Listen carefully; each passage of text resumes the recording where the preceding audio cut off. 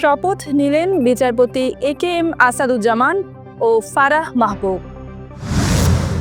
স্বাধীনতা পুরস্কার প্রদান করলেন প্রধান উপদেষ্টা ডক্টর মোহাম্মদ ইউনূস।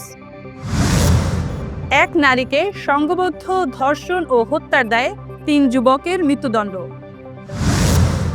নোয়াখালীতে ৭ বছরের শিশু ধর্ষণ, গ্রেফতার ১।